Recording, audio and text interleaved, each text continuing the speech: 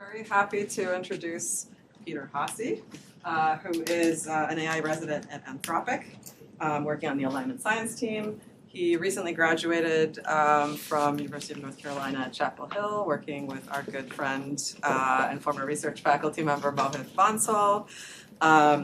He has previously worked at AI2, Google, and Meta. And if you went to Bean Kim's distinguished lecture yesterday on the other side of campus, you saw his name show up as one of the papers that she was talking about. So he'll tell us a lot more about that today. Great, thanks so much, Karen. And hi, everyone. Really happy to be here, and I'm excited to be talking with you all today about AI safety and AI safety through interpretable and controllable language models. As Karen mentioned, I just graduated from UNC this year, and I'm currently at Anthropic. Okay, so AI safety. Well, what do I mean by AI safety? It's been a lot of things over years, and it's kind of morphed and changed over time. I understand at some point Dan Hendricks was passing through TTIC that probably has a lot has changed since then. Maybe more about AI safety has caught on since then. But to chart the course just a little bit, we've worked back in 2016, 8 years ago, trying to establish okay, what does AI safety mean? What could be concrete problems in the field? What are ways that it would be hard to train AI agents to do exactly what we want them to do?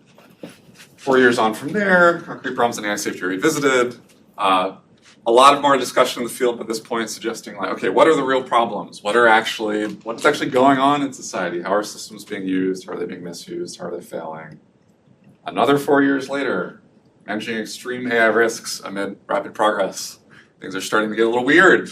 Models can do all kinds of things, generate extremely realistic images, have long, open-ended conversations with people. Seems like the number of possible risks might just be increasing at this point. What do some of those risks include? Well, everyone has their own taxonomy. I'll throw a few categories up here. Think about things like misuse. That might include developing bioweapons or assisting with developing bioweapons, developing cyber attacks, malicious code usage, things like mass surveillance potentially in society, automatically reading and processing documents from people. In contrast to misuse of that, we might have misalignment, things more fundamentally about agents not doing exactly what we intend them to. So kind of classic examples here are reward hacking, models learning, not really what we intended them to, but nonetheless having maximized reward. Things like deception, models just not being very straightforward with users, saying things to users that they know to be true, but they just say them to users anyways. This includes kind of high-profile examples like political sycophancy in models. Just having the wrong goals. Part of the problem here is simply figuring out what is good to train chatbots and AI systems to do, and how do we write down these values? How do we encode these values in preferences and data sets that we train models on? How do we make sure that when we train the model, it actually is executing on those values? Really misalignment things. Accidents. In some ways, this is more typical historical kind of thing, just making mistakes. The models aren't perfect. Things can go wrong when they're deployed. Think about things like self-driving cars, just crashing, accidentally running over people. Models might not be robust, so this could be the models are actually attacked. In some way, there's something that goes wrong. There's some generalization issue. And probably in the future, we'll increasingly see things that I would describe as pipeline failures. The AI system is a part of a broader system, and the AI might be doing its job decently well, but it's just not working that well as part of the overall system. There are things wrong with the inputs. There are things wrong with the outputs that it's hooked up to. Yep. Lastly, emergent harms. This is something that I think is important to highlight because things could go well. We have a great assistant and we love it and it does exactly what we want it to all the time. But things go wrong once there's 100 million of them deployed all the time in society. So things like massive unemployment, concentration of power in the hands of just a few corporations. At a national level, interstate level, think about things like arms races. Particularly concerned about militarization here. Now, long list, lots of categories. We want to give these things a little bit more flavor, urgency in a way. So there's a meta survey in the NLP community conducted in 2022 I was just trying to get a sense of like what experts actually believe about these things. What's the state of progress look like? And I was pretty surprised by the results, and this was in 2022. So what this question showed was that 73% of NLP experts recruited for the survey agree that AI could soon lead to revolutionary societal change. The way that's defined is like something on at least the scale of the Industrial Revolution. And the time scale is a little long. The time scale is like this century. So a lot could happen this century. That's like 8 years or something. Pretty long time scale. But at least the scale of the Industrial Revolution is pretty big. And seeing just 73% agreement with this is, I think, even a little surprising to me. Yeah. New researchers just think a lot is going to change. Surprising in which direction? Well, more on possible benefits and risks. Probably come. Yeah. So there's another question after this one, which is just about catastrophe, and in particular, nuclear level catastrophe in this case. So here, 36% of experts agreed that AI decisions could plausibly cause nuclear level catastrophe this century. So I think this number probably just used to be like 5%, like 10 years ago or something, maybe smaller. I just think this is interesting and a little bit shocking to me that now like maybe a third of researchers like loosely agree that catastrophe is on the table. Yes? What is the baseline for human decisions that cause nuclear level catastrophe? That's a really good question. I mean, when Russia invaded Ukraine, that might have been like pretty high. I don't know what people would think about it now. Yeah. Pretty good. So this survey was conducted prior to the release of ChatGPT. This was like summer 2022. So much has happened in the past 2 years. I would love to see these numbers run again. I can basically only imagine them going up. Okay, so what do we do about this? Well, this is an audience of primarily technical researchers, I imagine, and I think this is like a natural candidate. So I do want to talk about research, technical research and socio-technical research. Things like understanding risks better, developing mitigations. I think these are just natural candidates for like what are good ways to spend our time, what are important research problems, and that's mainly what I'm going to get into today. I just think it's worth flagging that there's other things on the table.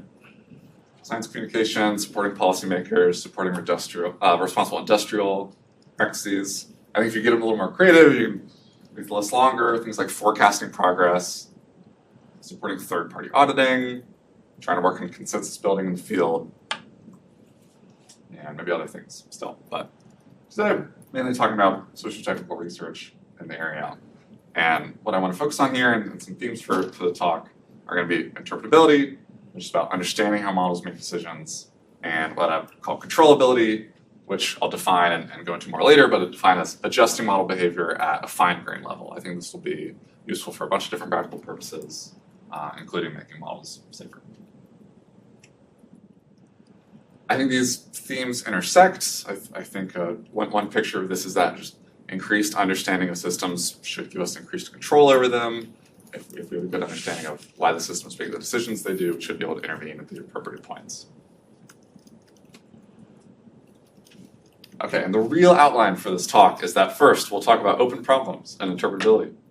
Then model editing as belief revision, and then a scalable oversight, and in particular, easy to hard generalization. So we'll talk about some work in each of these areas. First, with interpretability. Okay, and that'll be mainly based on this paper, which is actually a huge agenda paper. It's like 170 pages or something. But I'll talk about some of the discussion around interpretability that I worked on with Miles Turpin. It's section 3.4 if you want to go see the bigger paper. But we'll focus in on that. So some definitions to start with. Just what do I mean by interpretability? We'll say a model is interpretable if we can form accurate beliefs about how it works, and by how it works, I mean we can form accurate beliefs about causal chains of events that lead to the model outputs. So that's what I mean by interpretable. Sorry. Yeah. If they're accurate, why are there beliefs? You could say accurate. You could say knowledge if you wanted. You could just say we develop knowledge about the causal chains of events if you want. Because there's a difference between making someone believe that they understand and actually making them understand. Oh, totally. Yeah, don't want to induce any false or unjustified beliefs. But there's a difference between a prediction or even knowledge and a belief, right? Like, we have an intuitive theory about how something works, and it might be accurate, but not fully accurate or something. Like, there's a belief in your head that corresponds to the fact, you know? So that is belief, which is inaccurate but leads to accurate predictions. Yeah, like a pragmatic notion of accurate. Is that roughly in line with what they're going for? Pragmatic could be good. Pragmatic could be good enough for like control, for instance. Yeah. A little motivation on like why interpretability. You know, why do I actually think this could be useful? I'm actually going to be a little critical in this talk, so I want to just upfront outline that like I do think this is a nice area. No. So we evaluate models with test data, and we get things like accuracy or performance metrics. Can we verify their reasoning though? And why would we want to verify their reasoning? So I really like this graphic from Alajakovi and others that shows a little bit of how reasoning and accuracy, I think, can interplay. They talk about how we have these kind of extrinsic evaluations of model behavior, like testing. So if we have a test that we trust, we think it's properly measuring something, and we test the model on it, and it passes the test. I think this generally leads us to conclude that it's going to work as intended on some test distribution. Maybe data that is like exactly the test data, maybe the data that's just extremely close to the test data. You know, there still could be some generalization problems. But this is kind of the level of trust we gain. Whereas if we can go deeper behind the accuracy and understand the reasons that the model is giving its answers in the first place, think about explaining that reasoning process, I think what this gives us is more trust that the system's going to work in general. So it's going to generalize to new kinds of problems in a way that's predictable. And if we actually like the reasoning process, like we think it's a good reasoning process, we should be able to predict that, okay, it'll generalize to those new kinds of problems and actually do them correctly, or do them in the way that's intended. So I think this is what is actually complementary about interpretability, complementary to just like normal benchmarking and evaluation of systems. A little more concrete, just the kinds of use cases I'm imagining here. So this is an example adapted from Hima Lagraju and others. I won't actually like read all the text here, but the idea is like, okay, you're doing some classification. The model predicts, a person is like high risk for some disease, or people is high risk for some disease. Okay, so what does testing look like? Testing looks like, well, the model's accurate. We don't know why it's accurate, but it's accurate. So we're going to say the model gets 90% on this data distribution, or we're going to deploy it. That's great. So oftentimes that's just going to be good enough, but okay, so what is complementary about interpretability? I think what's complementary about it is that we can say, okay, yes, it gets 90% accuracy, and it's because of these features, or it's because of these reasons. So maybe our explainability tool really highlights that smoking is a huge factor, but living in a city is a big factor for this diagnosis decision, or risk decision, I should say. This is something we can dig into afterwards, and we can dig into it as technical researchers, domain experts can start to interact with the model a little more meaningfully. We can say, wow, it's surprising that whether a person lives in the city is so important. And the model, our explainability tool could say, yeah, living in a city is a counterfactually decisive feature in this number of cases in our test data, and we could try to start giving uncertainty bounds around like exactly how important we think it is, or farther dig into things from there. Let me go in the back here first. So I'm a bit confused here, going back maybe to Greg's question. I mean, is this actually placating the user and giving him the post-hoc explanations, or is this actually the model used to reach this conclusion? Because if so, you're basically saying we're limiting here to, I don't know, like decision trees of size 3 or linear models with 3, not even linear models, this is not a linear model, this is really just like a decision tree with 3 nodes. Yeah, so this is a really good question. I can't speak to the specific details of like where the model is here or the explainability tool is here. But like what I want to try to highlight is that like I I don't really believe in a post hoc distinction or not. So there's a camp in interpretability that talks about like, so basically there's like intrinsic interpretability and then there's like post hoc interpretability, where like decision trees are intrinsically interpretable and then like making feature importance analyses is like post hoc interpretability.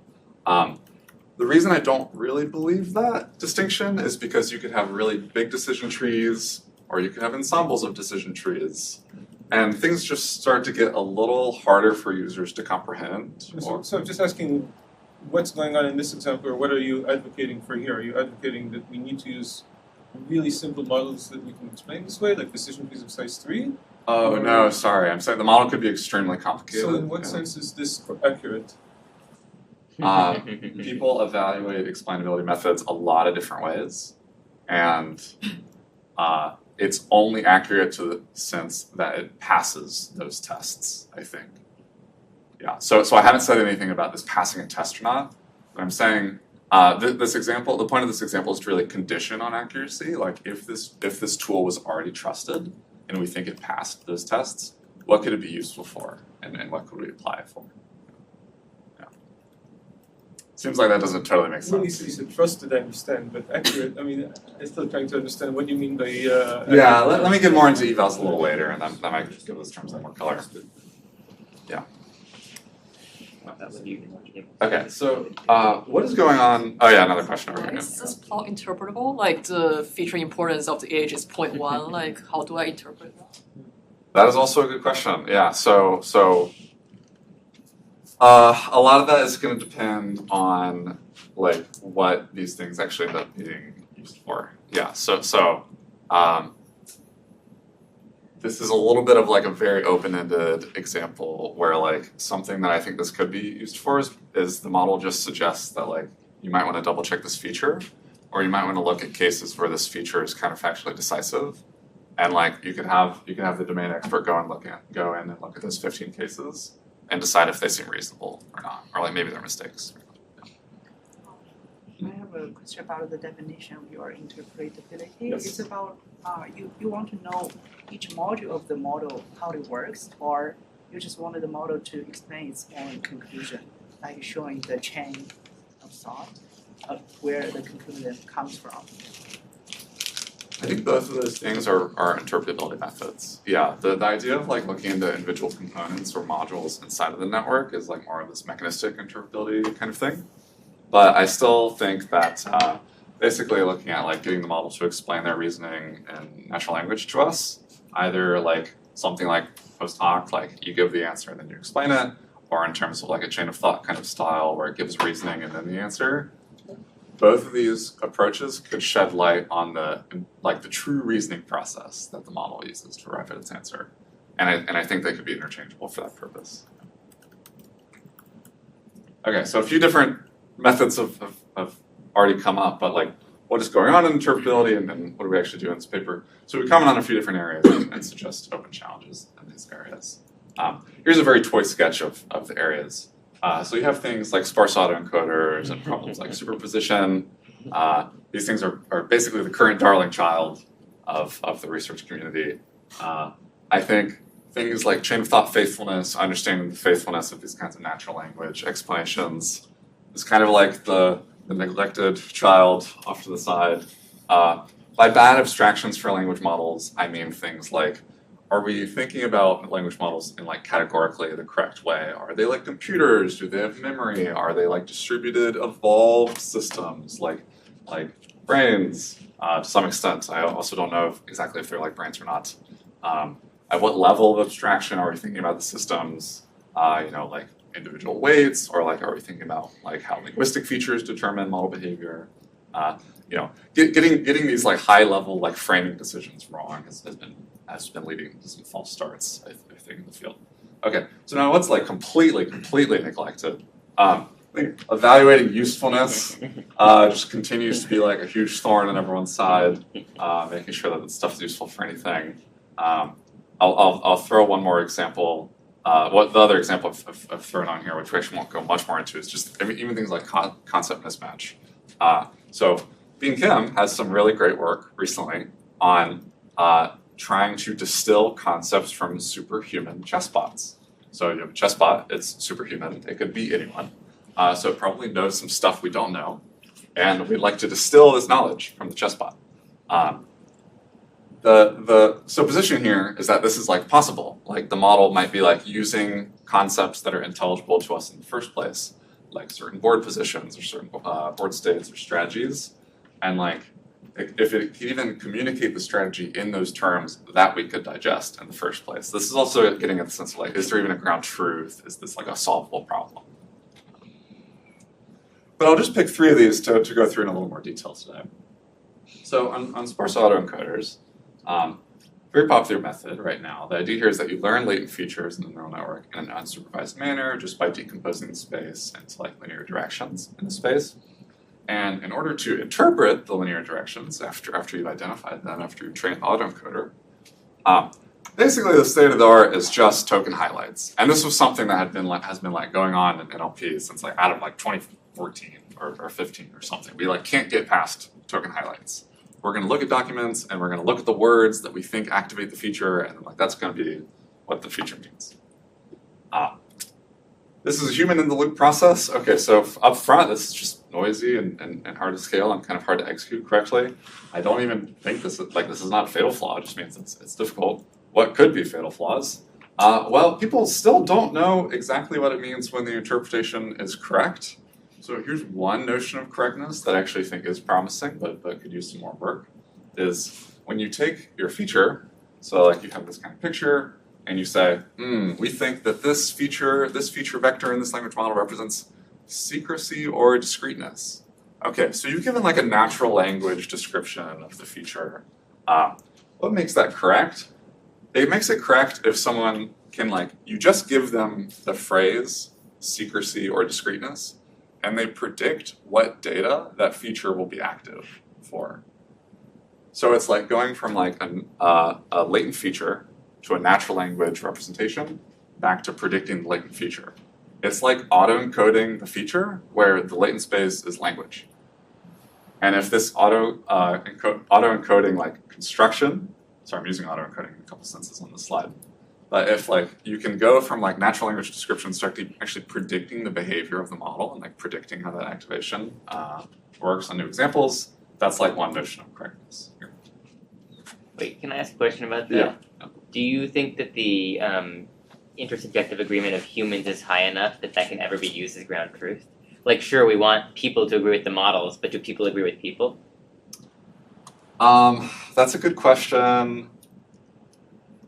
Yeah, when does that... So the way that it becomes ground truth is if you had someone who could read descriptions of features, I want to say neurons, it's a little more digestible right now. Sure. If you could have someone that can read descriptions of neurons and predict future neuron firing, Yeah. whatever they're doing, they've got it. They Right. understand. Yeah. Yeah, no, I think Yeah. that's true. Yeah. But then that's kind of a narrowed version of interpretability. It's one guy can interpret it. Yes. And is Yeah. that what you mean? 'Cause That's maybe not it what we is. need. That's not what we need. We need it to be useful for an audience of domain experts that's debugging the models, and we have strong inter-expert agreement.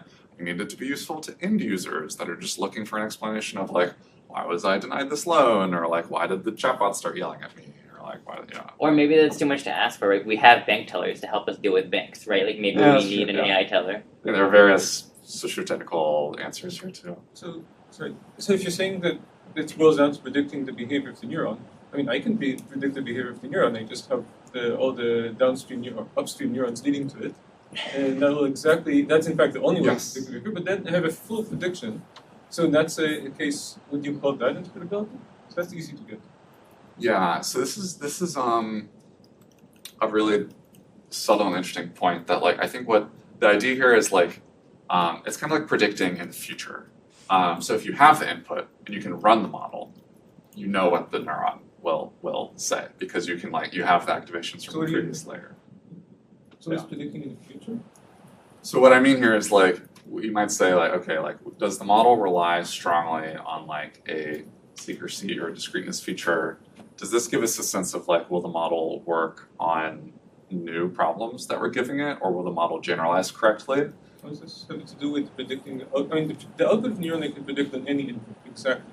is also in the future. I'm not Yeah. sure how that has to do with relying on, or those are words I don't understand, right? But I'm trying to make this connection between, you're trying to make between predicting the behavior of something, which I can do, and these other words. Concretely, I mean like predicting behavior when you can't run the model. So you don't have inputs yet.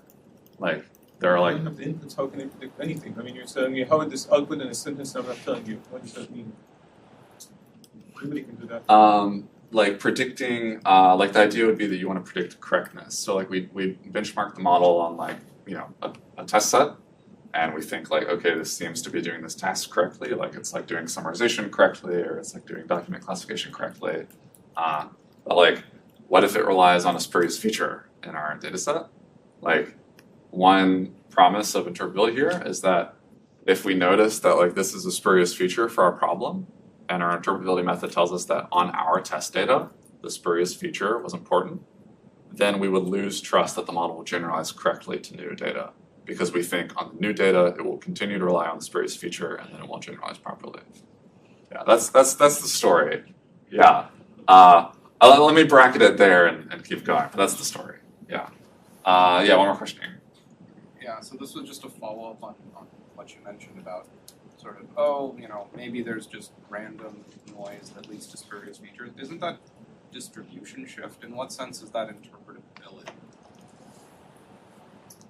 It is distribution shift, yeah. So the promise, which is somewhat unfulfilled, although we have examples of it being fulfilled, is that interpretability would help you anticipate and combat distribution shift. So it's just hard to anticipate all the possible distribution shifts you would see. You know, we just can't exhaustively test things like that. Okay, so on what is the interpretation based? So we have we have these max activating examples and tokens. Like we saw the picture. This is basically like a correlational analysis where you're like, okay, on what kinds of examples does this input or does this feature fire? And like, let's look at those. I think there's just like a lot of work on actually making sure it's like, yes, this feature was like decisive, or this feature was like causal for this example being handled in a certain way. Getting beyond correlational analyses there. How to pick the sourcing data set. This is somewhat in the weeds, but like in order to generate, again, figures like this, you have to like train your autoencoder and then loop over a data set to discover features that your model might be relying on. So the issue is that pre-trained models learn features based on pre-training corpora, which are really big.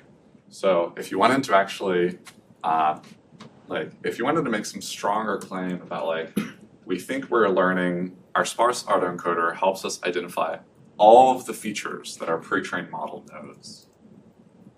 That means you would have to loop over the pre-training data set, because the only way you could be certain that you'd like detect all the features that your model has learned is if you looped over the data set. So this is too expensive, people don't do this, and the result is that you have things that are called interpretability illusions. So you train your sparse autoencoder on like Wikipedia, and it tells you that, yes, absolutely, this feature represents secrecy or discreteness. And then it turns out if you just feed in news article, this feature will just like also activate on mentions of, like anxiety or worry or something. So different data sets lead to different interpretations, which is a challenge. Lastly, how to find unexpected features. Very high level metaphor here is like a lot of work in interpretability is like looking under the streetlight. You kind of have ideas of what you're looking for, and you develop interpretability tools that let you find them. And what we especially need is interpretability tools that, for instance, let us discover new spurious features that we didn't know about.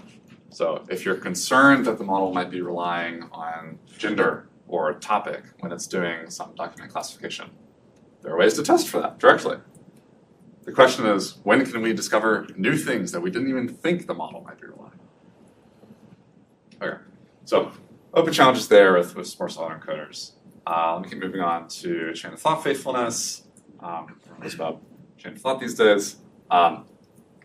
This is like a pretty popular result or paper, but I'm not sure if people have seen this before exactly. Models give inconsistent reasoning across different inputs.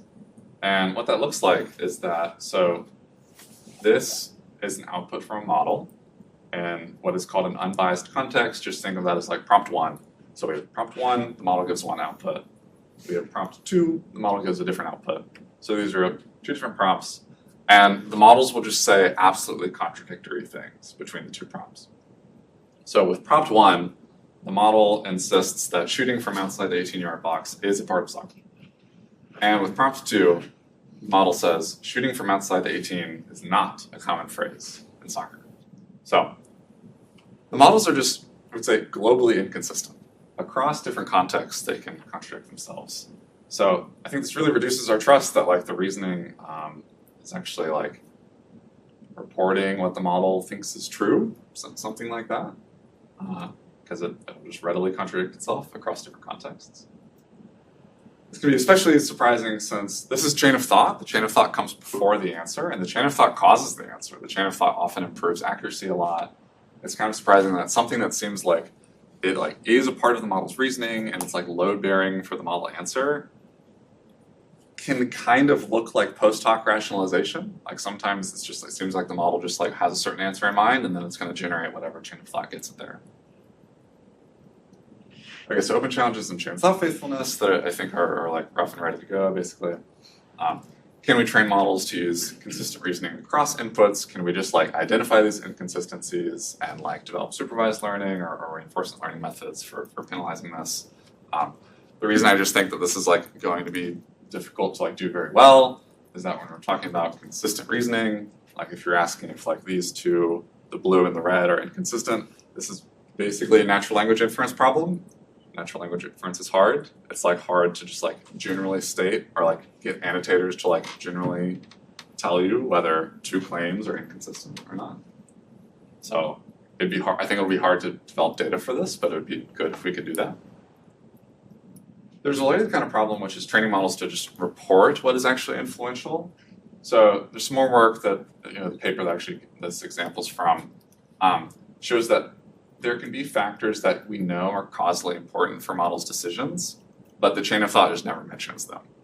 So the chain of thought mentions like some factors that led the model to arrive at its decision, but it doesn't mention all of them. So this could be concerning to us on faithfulness grounds. So how can models efficiently explain themselves? Models can do longer and longer context problems. A lot of the typical chain of thoughts we see might be for like short algorithmic or math problems or short reasoning problems where it's like a few sentences or a paragraph. Now if you go and talk to a chatbot, you can ask it a physics question or a computer science question, and you don't really want it to like re-explain all of physics to you or like re-explain all of computer science to you. You'd like it to like pick an appropriate like level of background to like start its explanation from. This is largely a matter of like efficiency and pragmatics. So how can models efficiently do this? I think it'll actually involve like learning a little bit about the user and personalizing things to the user using some theory of mind and like tailoring like, okay, like what does the user like need to hear right now? What does the user like not know? Like that's important to explain. And then one more thing for chain of thought faithfulness is a question like what kinds of tasks are hard to explain in words? So when is it actually hard to explain something? Like you're asking the model to do a task, it's giving you an answer, you're like, okay, great, why'd you give me this answer? And it's like, intuition. Like, just seems kind of like a statistical problem to me. And you're like, oh no, like that's not much of an explanation of anything. Yeah, being able to better characterize which tasks fall into this bucket I think would be valuable. Okay, and then on evaluating usefulness, and I'll start speeding up a little bit for time here. Interpretability is hard. I don't really want to pick on any paper, but I'll pick on a paper that has 20,000 citations. So this paper on integrated gradients, which is like a really popular kind of like feature attribution method, you can think saliency maps here, was later shown to like suffer from just impossibility issues where like explanations that are like local linear explanations of like the integradients kind can like provably tell you nothing about like what the model's actually relying on or what the model's doing. So when I'm thinking about what these tools will actually be used for, like what mechanistic interpretability will be used for, like what natural language explainability will be used for, really thinking about detecting bad reasoning and intervening on that.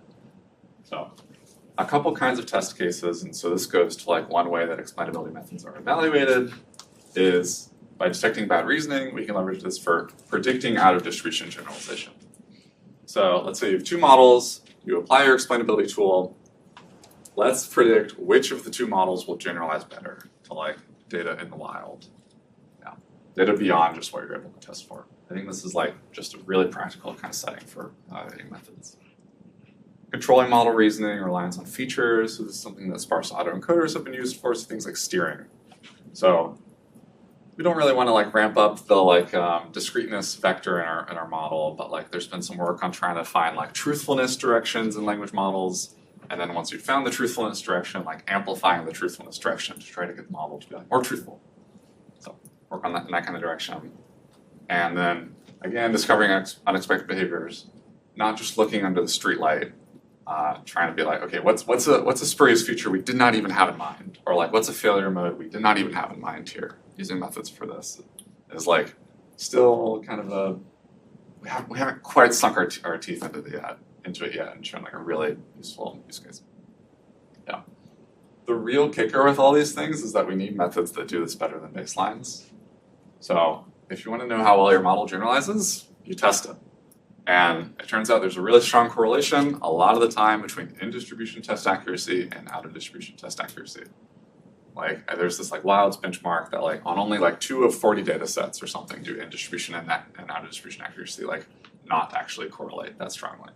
So if you're doing interpretability and you're making claims about generalization, there's like a baseline here which is like just test the model on in-distribution data. When we're thinking about steering, models are just very good at instruction following now. You can prompt them, you can fine tune them. There are all these like typical ML toolkit baselines that interpretability is going to have to beat to be useful. So we needed to like actually have some traction in the first place, and then we needed to beat the things we were already normally doing.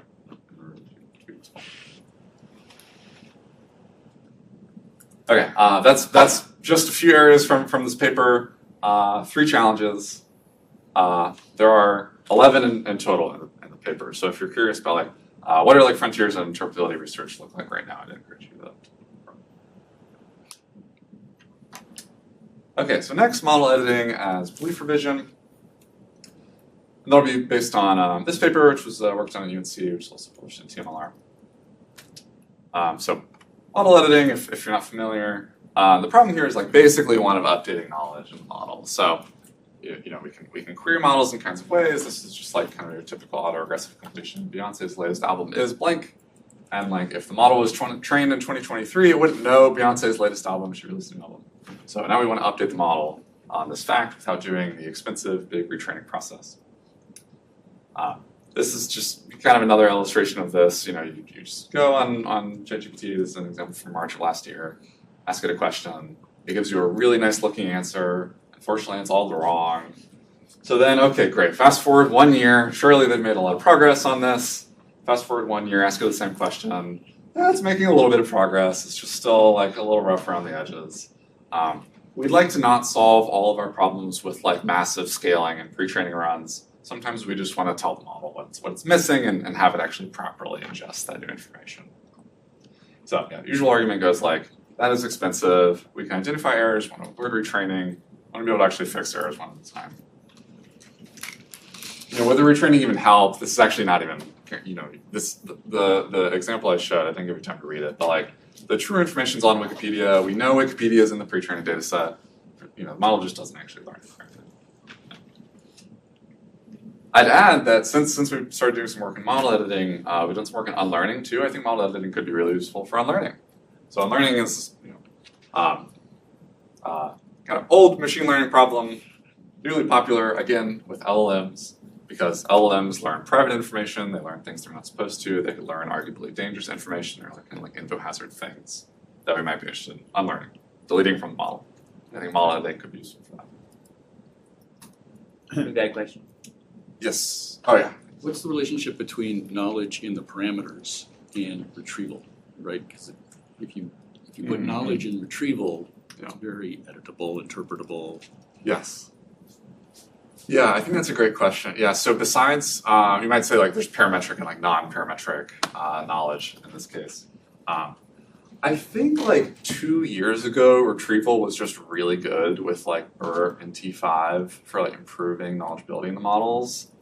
And I don't know where things are at right now. It certainly has a lot going for it. Like if the model says something wrong and then it retrieved a document, you can like just look at the document.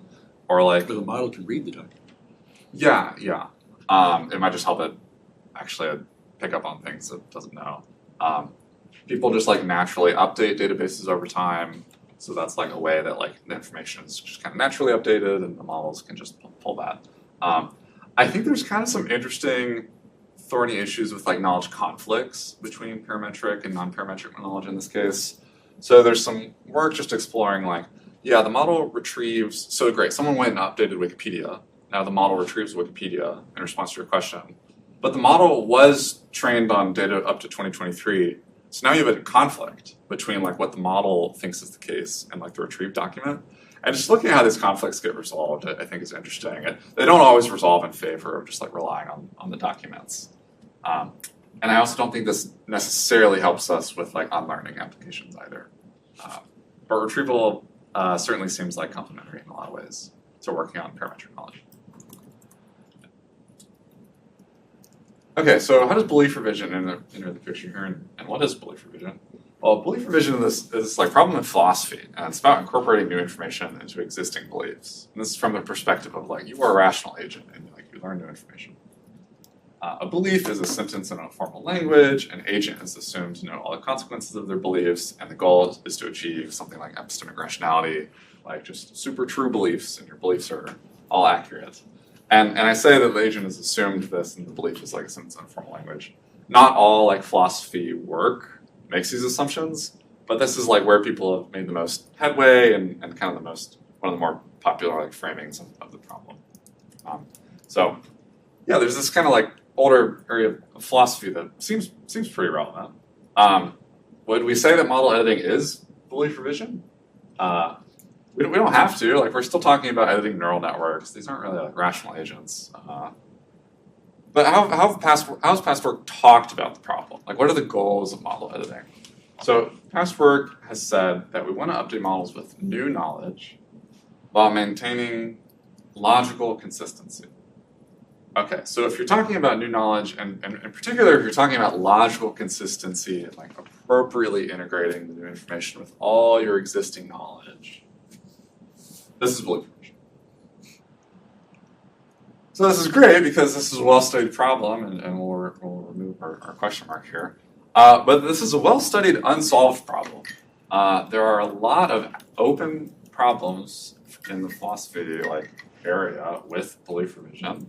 And to make this a little more concrete, okay, so what happens if we just update the news? What is Beyonce's latest album?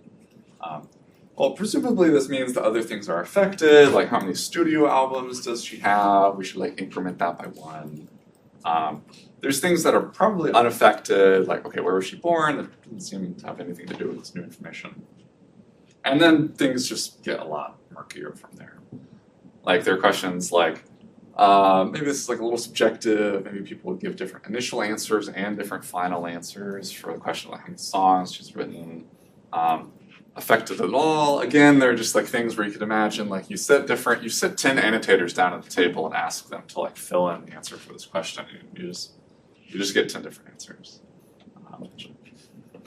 So to some extent, this is just due to subjectivity or vagueness or ambiguity. I think there are deeper problems that we go into in the paper, but I just want to suggest an empirical direction here for helping us gain traction at all. Okay, so past work here has been comparing to human beliefs, and there's nearly no evaluation of logical consistency, even though this is often a stated goal. Mostly this looks like you get the new information, you try to make sure that if you get the new information, you paraphrase it, you're still generalizing across paraphrases, and you're not totally messing up all the old knowledge in the model. But there's not really many strong evaluations of logical consistency. So something we wanted to do here, and something we thought was kind of following our gradient, was comparing to a Bayesian agent, which is more of a gold standard in terms of epistemology for having Bayesian posteriors for what the model should adopt given new information. And then making sure we're evaluating logical consistency. And this is like against conclusions that are reached by our Bayesian agent. So the recipe here for comparing knowledge editing language models to Bayesian agents is that we're gonna like make our own pre-training data set and language model. That's step one, is like make our own pre-training data.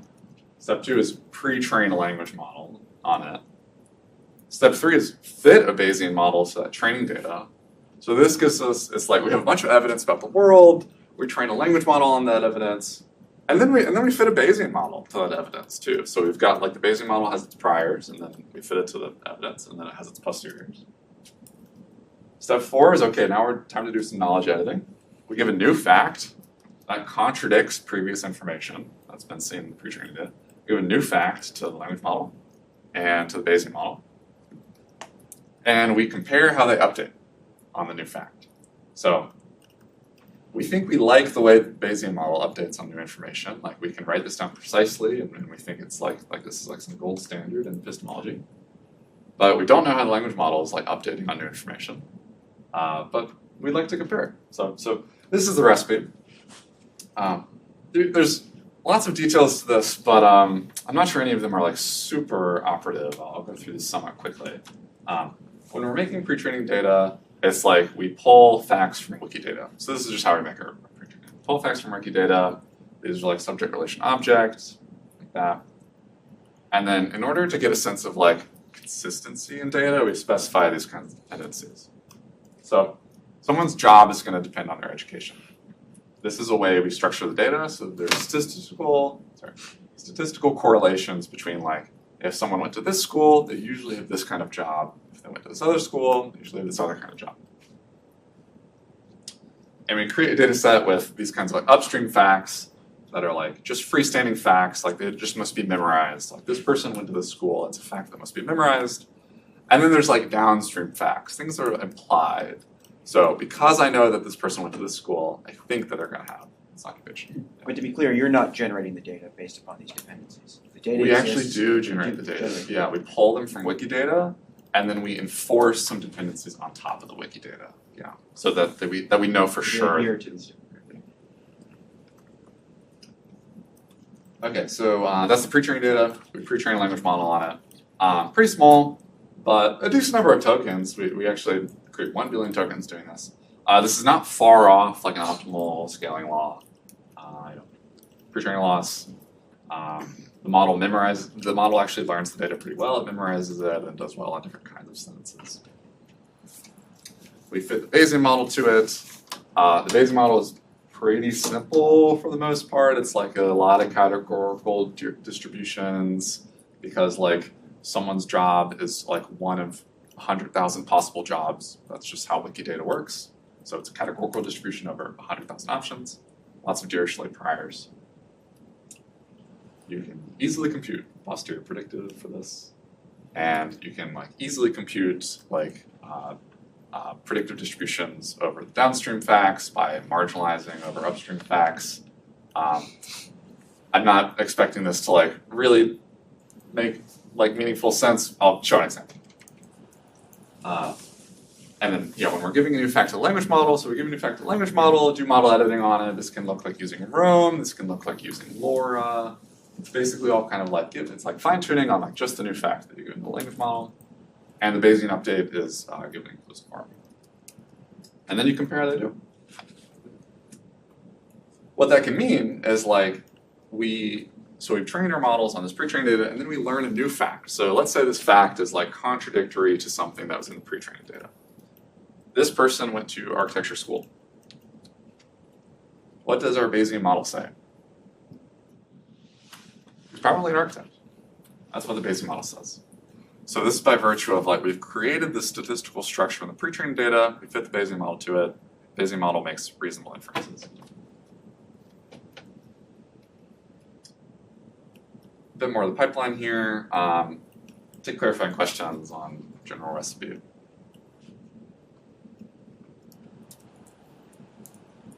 So, but this is the new fact is inconsistent with the pre-trained. It's inconsistent with the pre-trained. Previously, she went to engineering school. Yeah.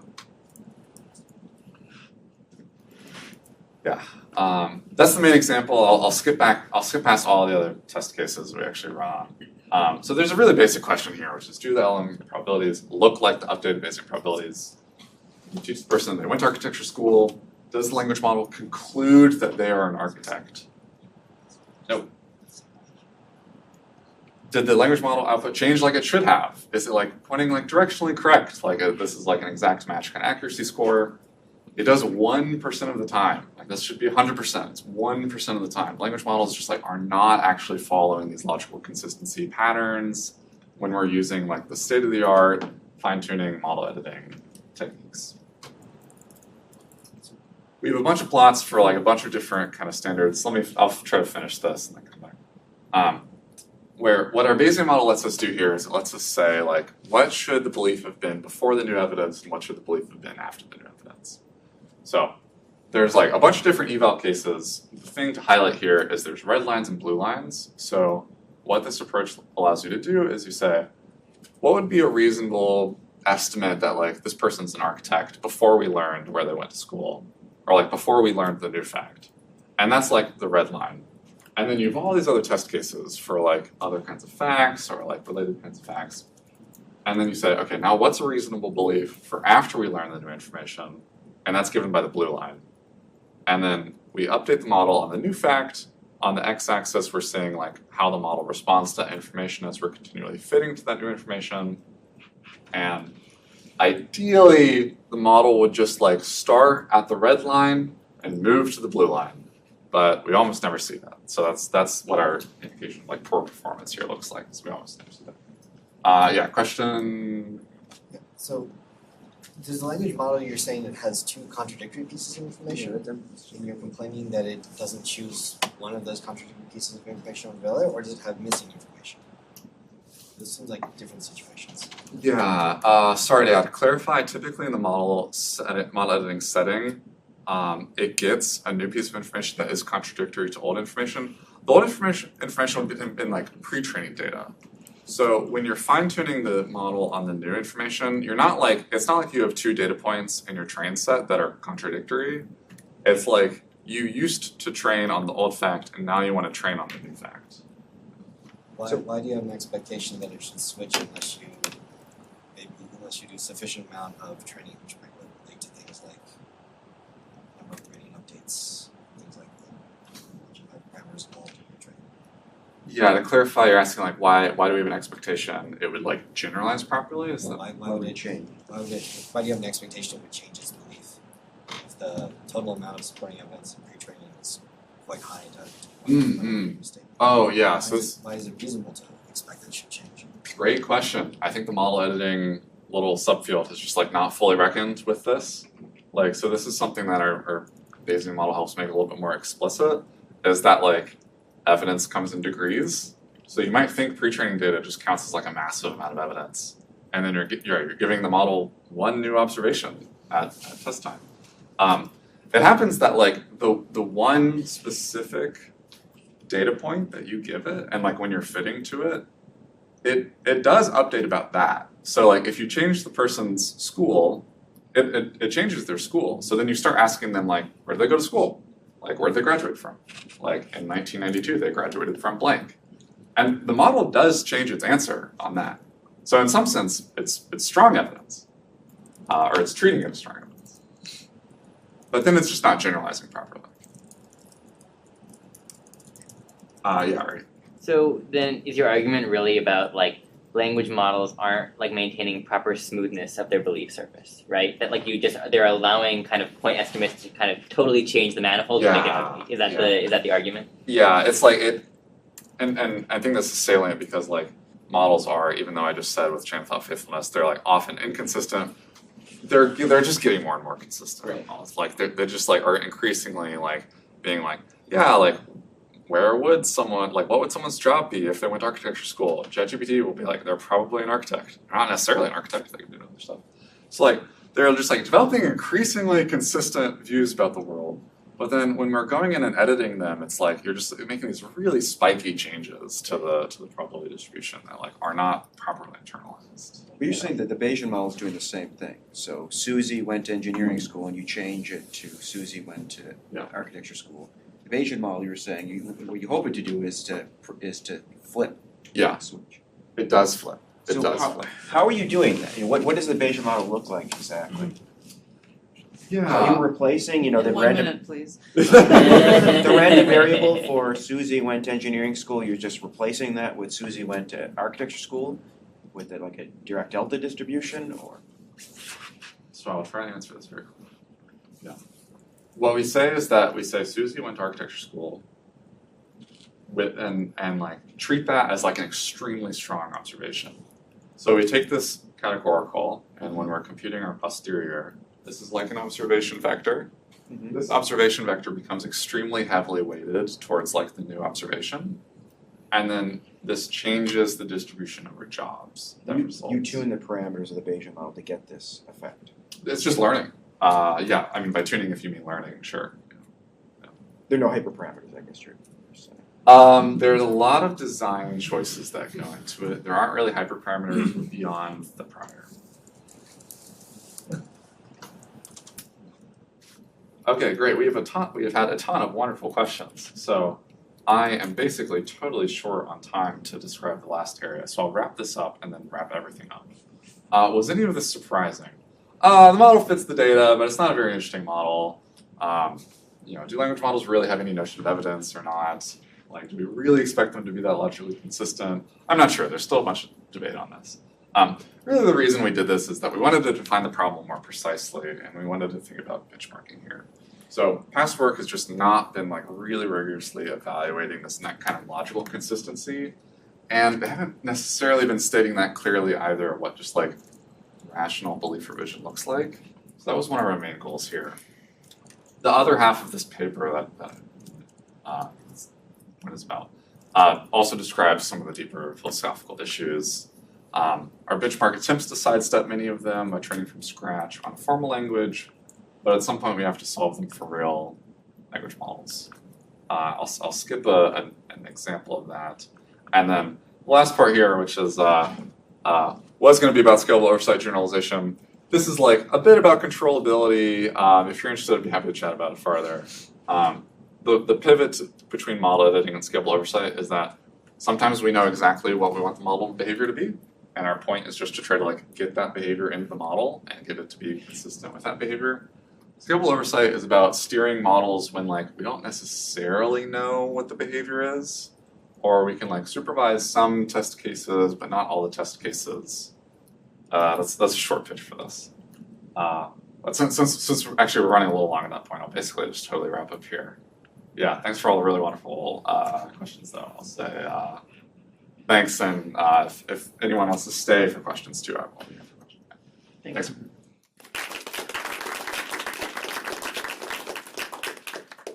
So yes, we are short on time, but let's take maybe 1 or 2 quick questions. We understand each other, we interpret each other.